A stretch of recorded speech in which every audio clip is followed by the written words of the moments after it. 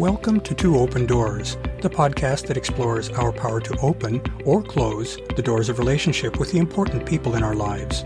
We hope you'll learn from and share your wisdom with our community. Thanks for joining us.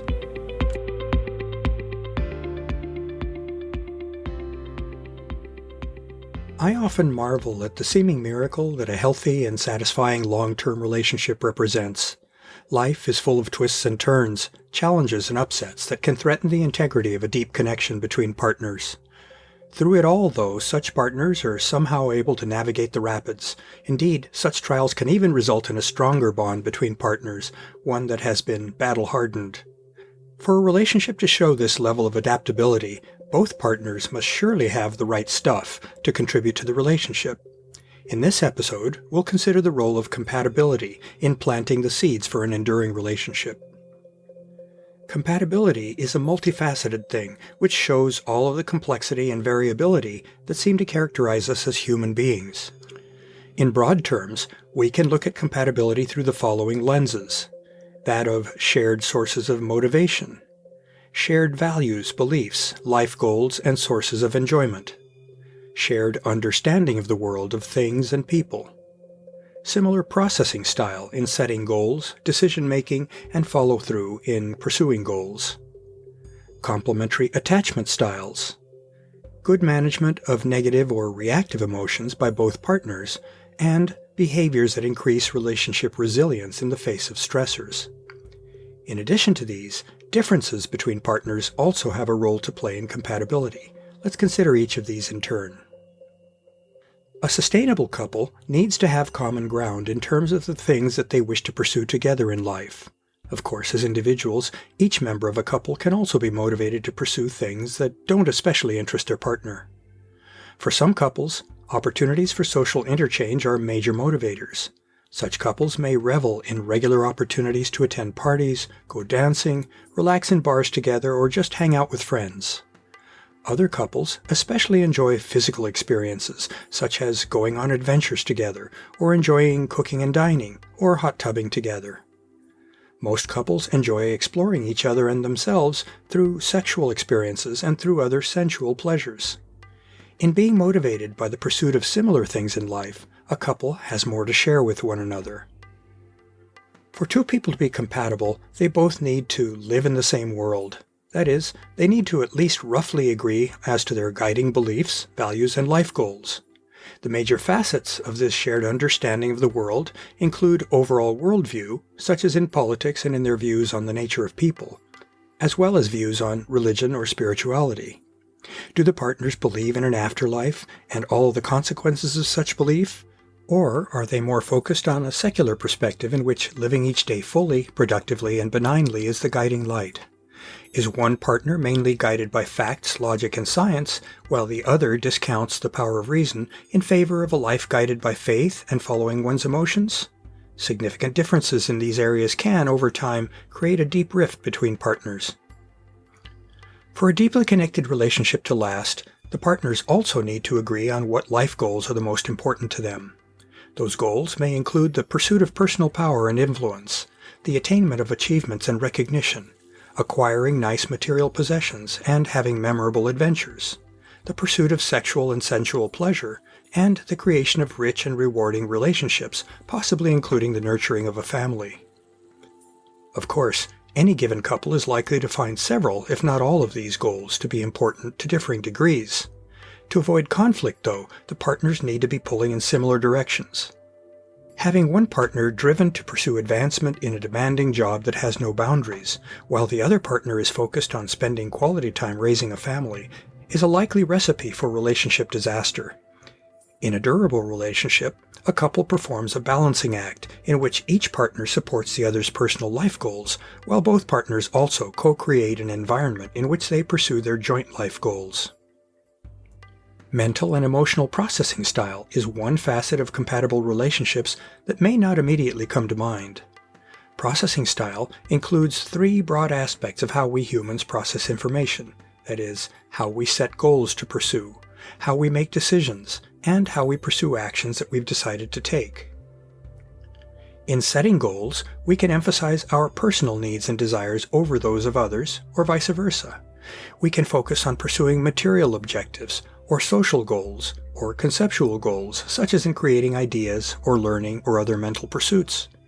We can also seek out new opportunities and other forms of novelty, or we can give preference to pursuing what we're familiar with. In making decisions, we can be very methodical and structured for the sake of maintaining as much control as possible, or we can be more relaxed and accepting of how things develop. When we're pursuing our goals, we can show differing degrees of persistence, adaptability to unexpected occurrences, and focus on or distraction from our activities. Couples can vary widely in their individual processing styles and still be compatible, as long as they learn to accommodate and respect each other. A partner who mainly makes decisions by going with their gut may need to make room for a partner who is more structured and systematic in their decision-making.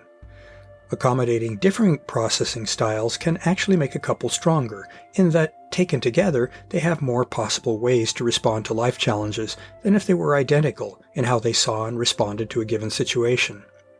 Still, radically different processing styles can present a major compatibility challenge. A laid-back and generally submissive partner may feel repeatedly run over by a very controlling partner. In such cases of mismatch, one or the other partner may eventually feel disrespected and ignored.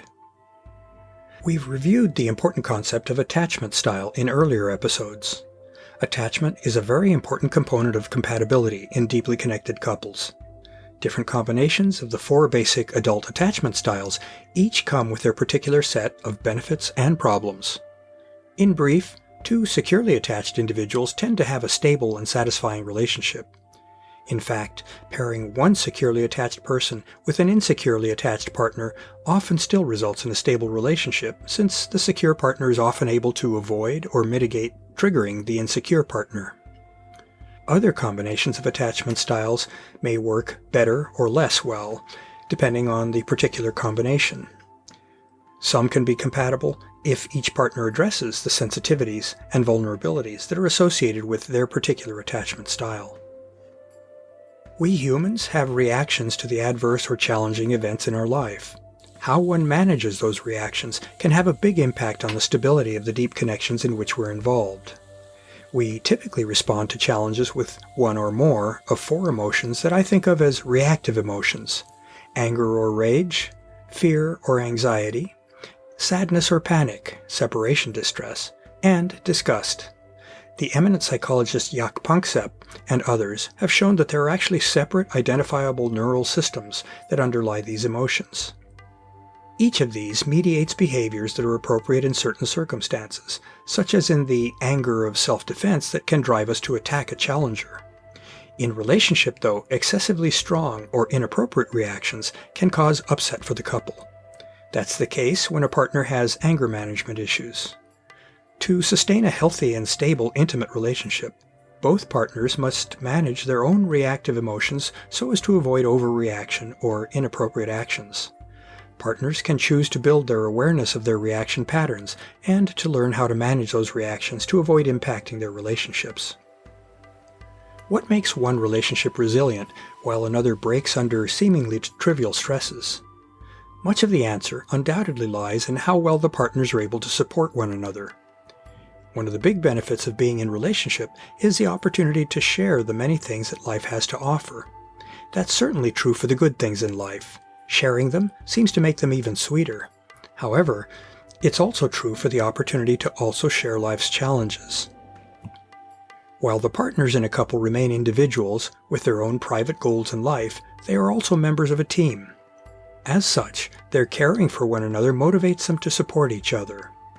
Double-teaming a problem makes it seem smaller and less threatening. As a couple, the partners have more energy, resources, and shared courage to tackle challenges. Mutual support may be very concrete and physical, or it may be purely psychological, as circumstances dictate. Regardless, just knowing that you're in life with a supportive partner can be tremendously uplifting and reassuring. That sort of support makes for compatibility, and thus for possible longevity in a relationship. In popular discussions of compatibility, the question often arises as to whether likes or unlikes attract. A substantial amount of research has conclusively shown that being a like to your partner through sharing common ground in all of the areas of life that are important to those partners, is the path to compatibility and relationship stability. The earlier sections of this episode describe the various areas of life in which likeness is important. As a nuance to this broad conclusion, though, it's likely that some degree of being dissimilar from your partner can add spice and interest to a relationship, as long as those differences don't occur in fundamental areas of connection with one's partner, and as long as the differences aren't so pronounced that they take the partners in different directions. It seems that the ideal compatibility mix involves a baseline of alignment on important matters, with a dash of salt and pepper differences to add interest. That sounds like a yummy recipe for compatibility. To learn more about Two Open Doors and to engage with our community, I'd like to invite you to visit the Two Open Doors private Facebook group, the Two Open Doors meetup group, and the Two Open Doors website and blog at twoopendoors.com. I also invite you to contact me directly by writing to me at Claude, C-L-A-U-D-E, at twoopendoors.com. I'd love to hear from you, and I'll use your inputs to guide my work on future blog posts and podcast episodes. Thanks for visiting Two Open Doors.